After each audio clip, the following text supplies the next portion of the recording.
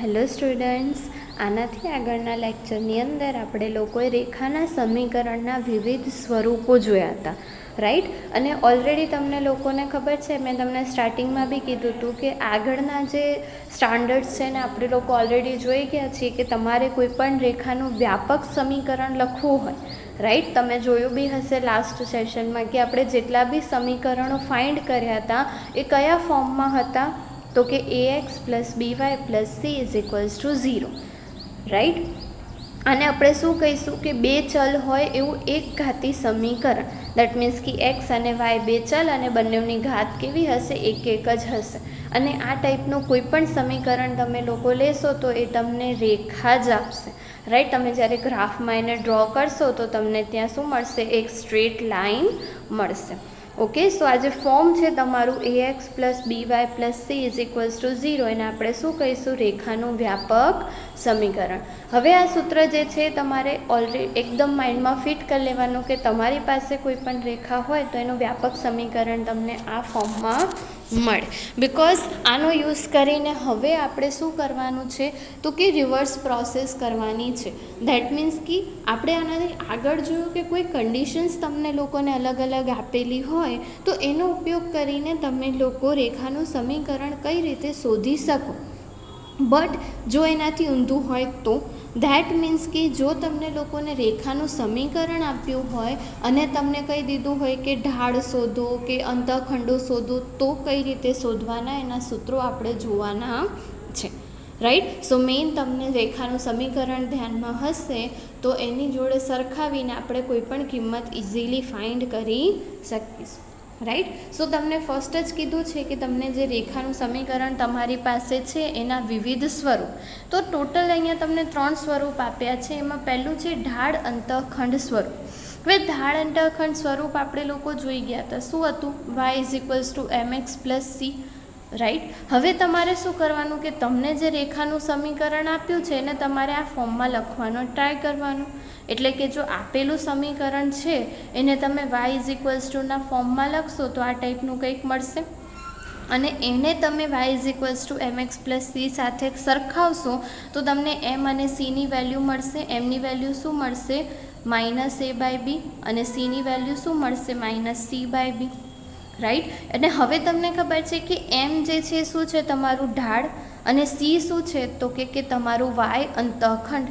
સો જ્યારે બી તમને રેખાનું સમીકરણ આપ્યું હોય અને તમને ઢાળ શોધવાનું હોય તો હવે તમારે કયા સૂત્રનો ઉપયોગ કરવાનો, તો કે ઢાળ થઈ જશે તમારો always minus a by b, અને y અંતઃખંડ શું થઈ જશે, always minus c by b. Just તમને કોઈ પણ રેખાનું સમીકરણ આપ્યું હોય ને વ્યાપક સમીકરણ સાથે સરખાવો એટલું તો આવડે. એ બી સીની કિંમત તમને સરખાવશો એટલે મળી જશે, અને પછી તમને ઢાળ શોધવાનું કીધું હોય તો માઇનસ a બાય b, અને y અંતઃખંડ શોધવાનો કીધો હોય તો માઇનસ c બાય b. આ તો થઈ ગઈ y અંતઃખંડની વાત, કે સપોઝ એના સિવાય તમને લોકોને x અંતઃખંડ કીધું છે, રાઈટ. સો જ્યારે બી તમે લોકો x અંતઃખંડની વાત કરશો તો x અંતઃખંડ ઓલવેઝ તમને લોકોને શું મળશે, તો કે minus c by a, right. તમારી પાસે જે નોર્મલ સૂત્ર છે x અંતઃખંડ માટેનું એ જ ફોર્મમાં એને કન્વર્ટ કરી અને ફાઇન્ડ કરશો તો x અંતઃખંડ તમને શું મળશે, minus c by a. Okay, so હવે તમારે શું ધ્યાનમાં રાખવાનું કે કોઈ પણ રેખાનું સમીકરણ તમને લોકોને આપેલું હોય, જો તમને ઢાળ શોધવો હોય તો તમારું સૂત્ર શું થઈ જશે, માઇનસ a બાય b. જો તમને લોકોને y અંતઃખંડ શોધવો હોય તો સૂત્ર શું થઈ જશે, માઇનસ c બાય b. અને જો તમને લોકોને x અંતઃખંડ શોધવો હોય તો સૂત્ર શું થઈ જશે, minus c by a. Okay, so આ 3 ફોર્મ્યુલા તમારે યાદ રાખવાની. એવી જ રીતે જો તમે અંતઃખંડ સ્વરૂપ માટે બી જોશો તો સેમ પ્રોસેસ છે. અંતઃખંડ સ્વરૂપ આપણી પાસે શું હતું, x by a plus y by b is equals to 1. So આપેલી જે રેખાનું સમીકરણ છે વ્યાપક સમીકરણ, એને તમારે આ ફોર્મમાં કન્વર્ટ કરવાનું. કન્વર્ટ કરવું હોય તો શું કરવાનું કે જે કોન્સ્ટન્ટ c છે એને સામે લઈ જાઓ એટલે માઇનસ c, રાઈટ. બટ આપણાને તો ઇક્વાલિટીમાં 1 જોઈએ તો આખા ઇક્વેશનને માઇનસ cથી ડિવાઈડ કરી દો, અને આજે a અને b મલ્ટિપ્લિકેશનમાં છે તો એ ક્યાં જતું રહેશે, છેદના છેદમાં, એટલે તમને આ ટાઈપનું એક ઇક્વેશન મળશે. અને હવે તમે કમ્પેર કરો તો a ઇઝ ઇક્વલ્સ ટુ શું મળ્યું, માઇનસ c બાય a, અને b ઇઝ ઇક્વલ્સ ટુ શું મળ્યું, minus c by b, right. અને હવે એક્સ એ અને બી તમને લોકોને મળી ગયા એટલે તમને લોકોને ખબર છે કે એ તમારું શું છે, એક્સ અંતઃખંડ, અને બી તમારું શું છે, વાય અંતઃખંડ. રાઈટ. સો હવે તમને તમારા બે સૂત્ર મળી ગયા કે તમને રેખાનું સમીકરણ આપ્યું હોય, રાઈટ, અને એના ઉપરથી તમારે બંને અંતઃખંડ શોધવાના હોય સાથે, રાઈટ. એટલે કે એક્સ અંતઃખંડ અને વાય અંતઃખંડ, તો તમારું એક્સ અંતઃખંડ શું થઈ જશે, -c/a, અને વાય અંતઃખંડ શું થઈ જશે, -c/b. રાઈટ. અને ઓબ્વિયસ છે કે કોઈ પણ રેખામાં અચળાંક ના હોય, દેટ મીન્સ કે હોય તમને લોકોને આપેલું કે ax + by = 0, તો આ તમારી ક્યાંથી પસાર થતી હશે, ઉદ્ગમ બિંદુમાંથી પસાર થતી હશે, અને અંતઃખંડો શું હશે, 0. ઓકે. સો આ વસ્તુ તમારે ધ્યાનમાં રાખવાની. ઓકે. વસ્તુ તમને લોકોને અહીંયા કીધી છે કે b = 0 તમને લોકોને આપેલું હોય તો તમારું રેખાનું સમીકરણ આ ટાઈપનું થશે, રાઈટ. અને એનો એક્સ અંતઃખંડ આપણને ખબર છે કઈ રીતે શોધી શકીએ, -c/a, રાઈટ. અને જો cની વેલ્યુ b તમારી પાસે 0 હોય તો એ તમને શું બતાવશે કે રેખા ઉગમ બિંદુમાંથી પસાર થાય છે. અને એ બધી બેઝિક કન્ડિશન્સ છે, તમે લોકો ઓલરેડી રેખાઓ ડ્રો કરતા આવ્યા છો તો ઇઝીલી તમને આ વસ્તુ ખ્યાલમાં આવશે કે ત્યાં જે છે કન્ડિશન્સ કઈ રીતે વેરીફાય થાય છે. ઓકે. સેમ કે તમને a = 0 અને b ≠ 0 આપ્યું હોય, રાઈટ, દેટ મીન્સ કે by + c = 0, તો એ કેવી રેખા દર્શાવશે, સમક્ષિતિજ રેખા. ઓકે. અને સેમ કે જો c ≠ 0 માટે વાય અંતઃખંડ તમારો શું થઈ જશે, -c/b, અને જો cની વેલ્યુ 0 હોય તો રેખા તમારી ક્યાંથી પસાર થશે, ઉગમ બિંદુમાંથી, રાઈટ. બટ એ આપણે જ્યારે બી કન્ડિશન્સની જરૂર હશે ત્યારે એનો યુઝ કરીશું, બટ આટલી ડિટેલ્સ તમારે ધ્યાનમાં રાખવાની. ઇનફેક્ટ તમે જોશો તો બંને કેસમાં તમને એક્સ અંતઃખંડ અને વાય અંતઃખંડનું સૂત્ર સેમ જ મળશે. તો તમારે તો ખાલી 3 જ સૂત્ર ધ્યાનમાં રાખવાના કે જ્યારે બી તમને રેખાનું સમીકરણ આપ્યું હોય તો તમારો ઢાળ જે છે, રાઈટ, એ કયા સૂત્રની મદદથી શોધી શકશો, -a/b.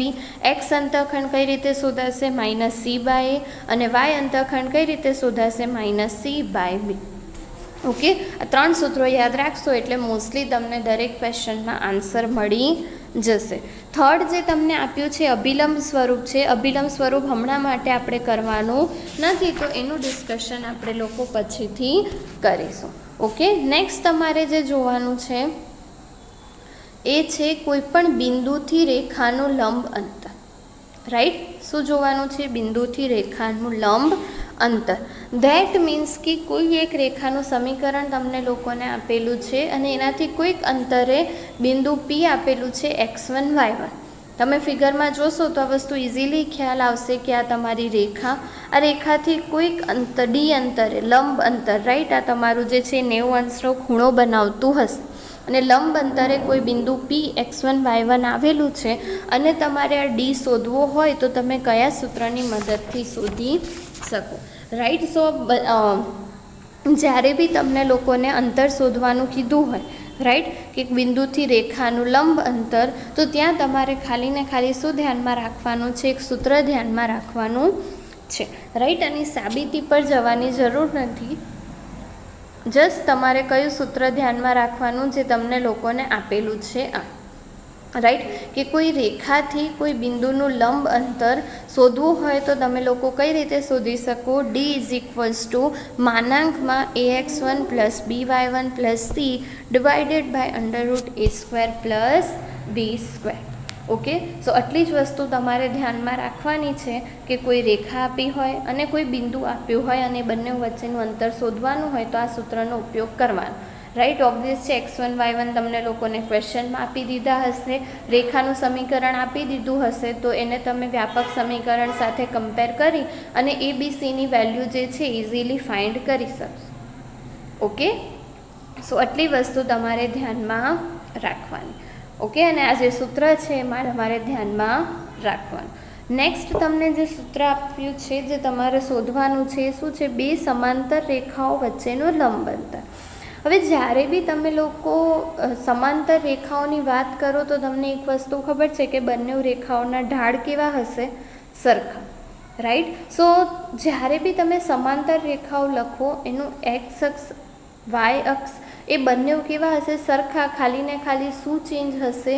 તો કે એના અંતઃખંડો સ્વરૂપમાં હોય તો અંતઃખંડ ચેન્જ હશે, અધરવાઇઝ તમે એવું કહી શકો કે જે અચળાંક તમે લોકો લખો છો એ કેવો હશે? અલગ હશે. ધારો કે તમે લોકો લખો છો ax plus by plus c is equals two 0. તો આને સમાંતર રેખા લખવી હોય તો આ બંને ટર્મ તો એઝ ઇટ ઇઝ જ રહેશે, ખાલી c ની જગ્યાએ શું હશે? c1. સો જે ખાલી તમારું અચળાંક છે એ જ ચેન્જ થશે. એટલે જ્યારે બી તમારે બે સમાંતર રેખાના સમીકરણ લખવાના હોય તો તમારે આ રીતે લખવાનું કે જે c ની વેલ્યુ છે ખાલી એ જ ચેન્જ થશે, બાકીની વેલ્યુઝ જે છે એઝ ઇટ ઇઝ રહેશે. દેટ મીન્સ કે y is equals two mx plus c1 and y is equals two mx plus c2. Right. આ ટાઈપની બે રેખા તમારી પાસે હશે. રાઈટ. અને બંને વચ્ચેનું અંતર જો તમારે ડી શોધવું હોય તો તમારે ખાલી ને ખાલી શું ધ્યાનમાં રાખવાનું છે?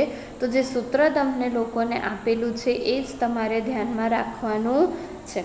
રાઈટ. કે કોઈ પણ બે સમાંતર રેખાઓ તમને લોકોને આ ટાઈપની આપેલી હોય, મેં કીધું એમ કે ax plus by plus c1 is equals two 0 અને ax plus by plus c2 is equals two 0. આ ટાઈપની બે રેખાઓ તમને લોકોને આપેલી હોય તો બંને વચ્ચેનું અંતર તમે કઈ રીતે શોધી શકો? તો કે માનાંકમાં c1 minus c2 divided by √a² plus b². Okay. So અહીંયા તમારે c1 અને c2 a b બધી જ કિંમતો તમે રેખાના વ્યાપક સમીકરણ સાથે આપેલી રેખાને સરખાવશો તો મળી જશે. ઓકે. સો આ વસ્તુ તમારે ધ્યાનમાં રાખવાની કે તમારે ડી શોધવું હોય તો તમે આ સૂત્રનો ઉપયોગ કરી અને બે સમાંતર રેખાઓ વચ્ચેનું અંતર ઇઝીલી ફાઇન્ડ કરી શકો. ઓકે. સો આ બંને સૂત્ર તમારે ધ્યાનમાં રાખવાના. ફર્સ્ટ આપણે જોયું કે બિંદુથી રેખાનું અંતર અને બીજું બે સમાંતર રેખાઓ વચ્ચેનું લંબ અંતર. ઓકે. અને સ્ટાર્ટિંગમાં આપણે જોયું ઢાળ શોધવા માટેનું સૂત્ર એક્સ અંતઃખંડ અને વાય અંતઃખંડ. રાઈટ. સો ટોટલ આટલી ફોર્મ્યુલા તમારે ધ્યાનમાં રાખવાની છે અને એને નોટ ડાઉન કરવાની છે.